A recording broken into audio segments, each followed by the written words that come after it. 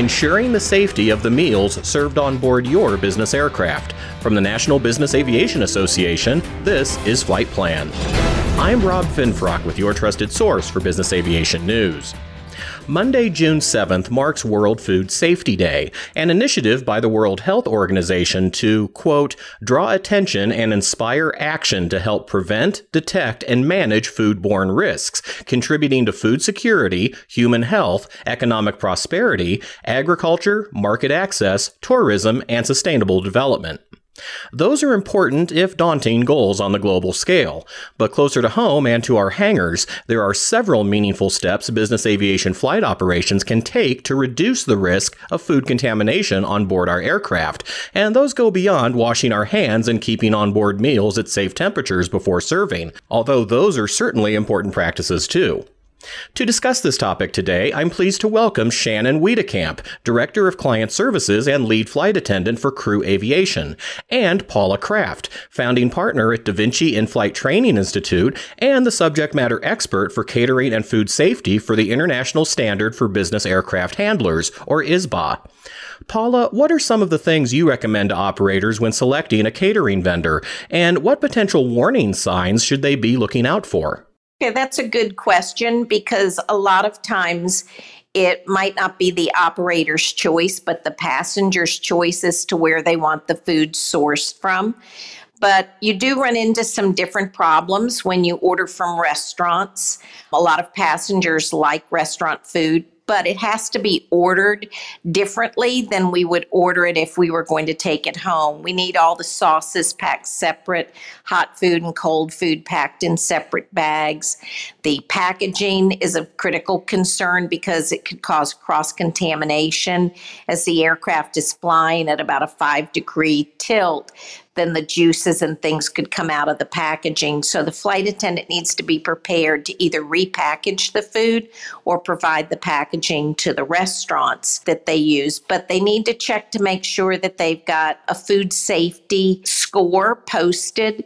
They can go online through the county that the restaurant is located in and find out what their health department scores are. But an aviation caterer is trained specifically in how to produce, package, and deliver food in the safest possible way. So during COVID, restaurants and different other food service operations had to learn what the aviation caterers were already practicing, or at least attempt to learn that. So the best source would be an aviation caterer, but then again, the person that's recommending that aviation caterer, whether it be the FBO or the handler, you need to find out if that FBO has ever been to see the catering facility that they're referring you to. Have they ever asked for insurance liability certificates? Have they ever asked for a copy of a business license, food service permit, workman's comp insurance? So there's a lot of things just to make sure that they're a legitimate operation, that in the event there was a food-related illness, that they could cover and handle that incident. Shannon, what does your operation look for when selecting a caterer or a food supplier? I think there's a lot of companies and departments that have sort of a hybrid when it comes to catering. Many times we're ordering from a vendor, other times we're ordering from a restaurant, and on Part 91 flights, there are meals that are being prepared on board in the galley. So there's several different components that go into that. When we're looking at a caterer, especially when we're traveling international, we want to know that they are following good safety practices. So I will look at vetting the operator, the caterer, before we travel, getting references, making sure that I know who it is that I'm talking to. And one of the good things about that has been in the past with the NBAA flight attendant, flight tech conferences that we're able to meet a lot of those vendors in person. So when you pick up the phone, you know exactly who you're talking to. Sometimes you can ask for people by name. So knowing that they have good food safety practices, that they're following some sort of guidelines or their own internal processes is very important to us. What are some common mistakes made by cabin crew members when preparing meals or handling catered food, Shannon? I think the biggest mistake is underestimating or not checking the temperature of storage. A lot of planes have Gasper cooling, so it's not an actual refrigerated unit. You stick your hand in, it may seem like it's cold, but unless you're checking the temperatures in the actual unit itself and you're going on a long flight, I think that can be potential for food safety issues. Also, the ice drawer, I think, is a big hazard.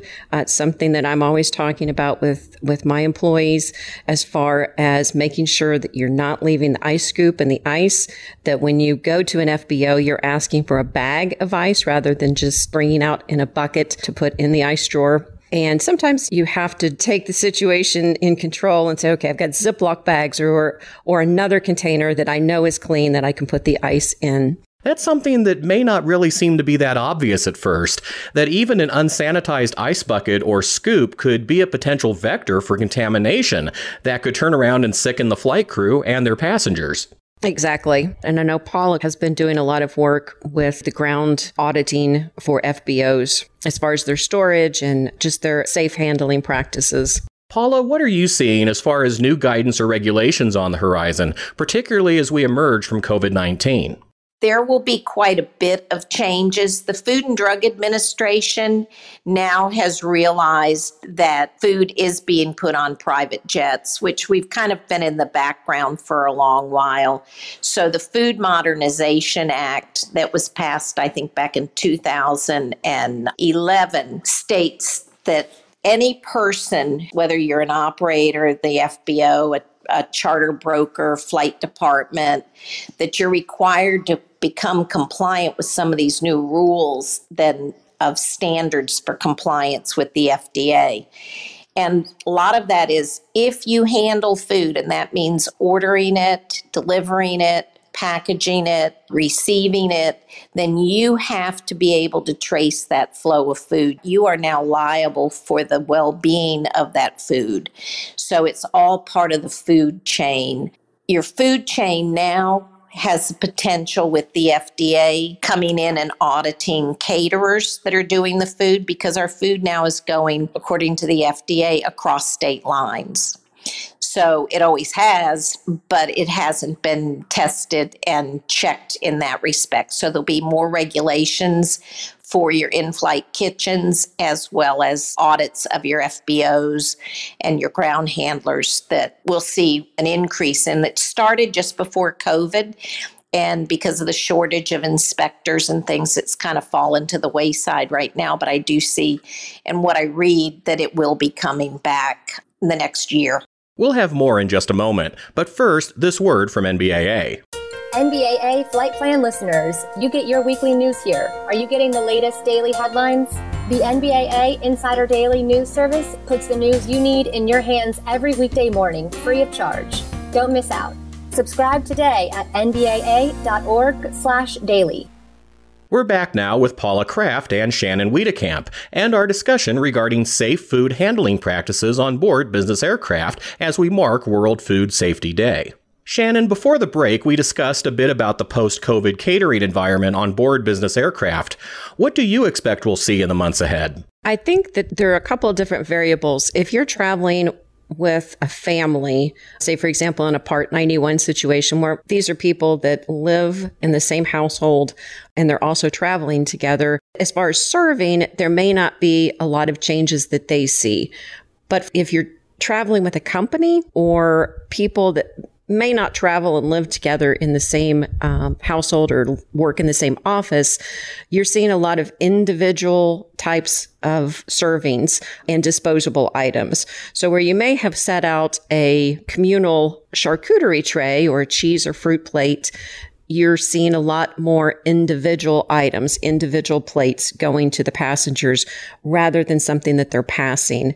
I think that those flight attendants and flight technicians too that have gone through the proper safe handling food safety courses know, they're using gloves, they're making sure that there's separate cutting boards for different types of products. So those things hopefully are ingrained in us as professionals.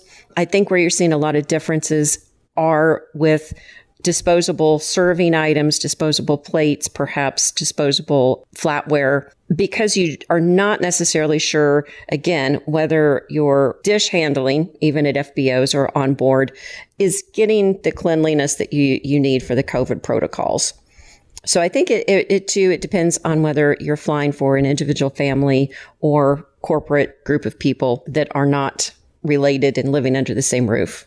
Paula, something else that's emerged from COVID is the idea of a ghost kitchen. Now, I've ordered enough meals from Uber Eats and Grubhub over the past year to recognize the term, but for those who may not be familiar with it, what is a ghost kitchen and what role might they play with onboard meals?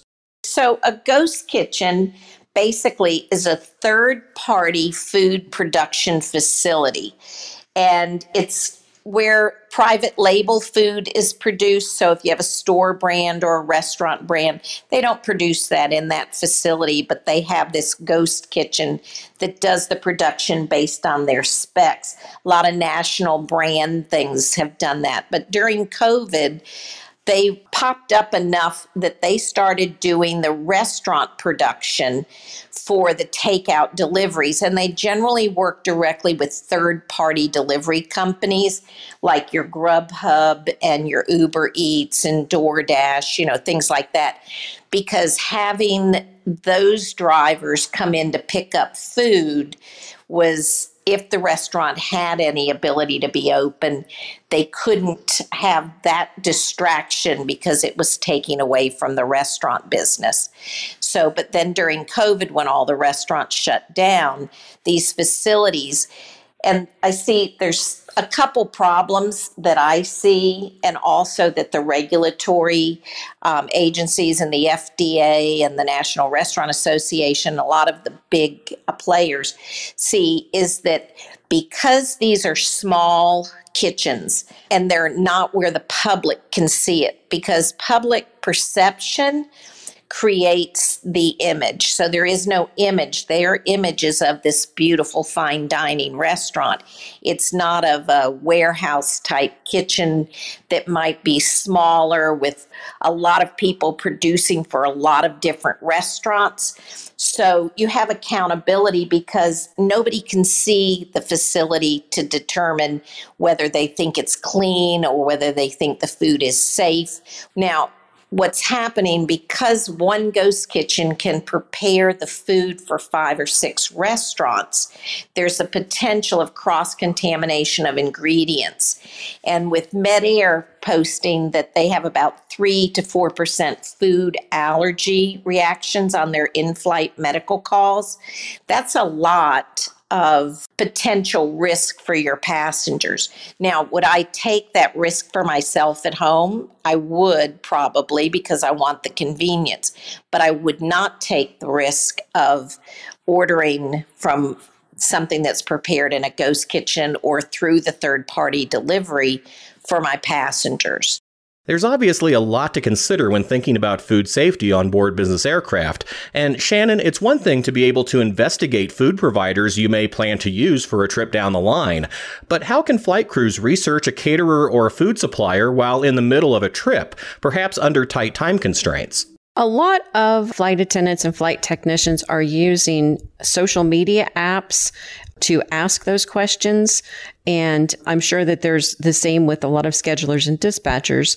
If you happen to be in a location that you're not familiar, and especially with the COVID-19, the past 18 months, a lot of these smaller catering operators, unfortunately, have closed their doors. Hopefully, for some of those, that's temporary.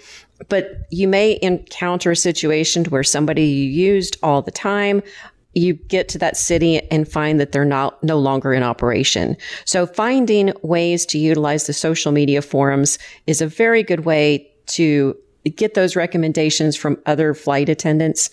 I think it's also important that if you have time when you're in a city and you don't have a specific caterer you're using, give them a call. A lot of times they are very, very happy to have you come by and just see their kitchen, talk to them, and again, get that face-to-face contact. What other tips would you recommend, Shannon? I think the first and most important is that not just the flight attendants, but schedulers and dispatchers and the other flight crew members take a food safety course, a Serve Safe course. Different states have their own departments, the food safety department that give courses. That gives a good overview of how to safely store food, things that you need to watch out for with cross-contamination, and just a wide variety of things that a lot of people don't think about when they're handling food.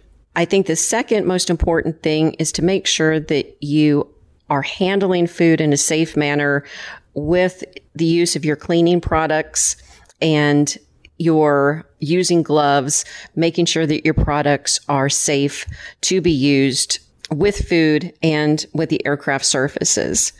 And probably the third most important thing is to pay attention to your passengers' needs as far as any types of allergies that they may have, especially if you're flying with a 135 group and you're a contract flight attendant. You may or may not have that information available to you. So you want to make sure that your passengers don't have any food allergies that you would need to be concerned about. And just to reiterate an important point made in this episode, Paula, crews really need to be mindful of just how interconnected the aircraft environment is. Even a dirty air stair handrail might affect the safety of the meals you're serving on board. It absolutely can. Not to mention the critical things for the aircraft are time and temperature. So there's lots of different things, and they can all be mitigated. Nothing's impossible. And a private jet is not a perfect environment for food safety. So we have to think outside the box. We have to come up with alternatives and solutions that work in the environment that we're in. And it might not be 100%, but it'll be better than no mitigation of it. And if we take on the responsibility to provide food or to provide training or to provide service for the aircraft, we are taking on an obligation to make sure that our passengers, who are the people that make our economies work, they are the people creating jobs and building businesses and helping all of us live. We survive and have jobs because of these individuals. So it's our obligation to make sure that when they get to their destination, that they are healthy, they are alert, they feel great, they've had a good night's rest, so that they can make those deals that could potentially mean thousands of new jobs or new plants, new facilities. If they come into a meeting and they're not all together, it might not be the same outcome that it would if we had met our obligation to them. We may not think about proper food storage and handling as often as we do other safety considerations, but they can be every bit as important as maintaining safety and proficiency across any other aspect of your flight operation. For specific guidance about handling food on board the aircraft in the COVID environment, visit nbaa.org/catering. And that's the latest from the National Business Aviation Association. Remember, you can subscribe to all Flight Plan episodes at Apple Podcasts and the App Store, wherever you find your favorite podcasts, including by asking Alexa or another connected device, or download them from NBAA.org. I'm Rob Finfrock. Thanks for listening, and be sure to join us next time for a new episode of Flight Plan.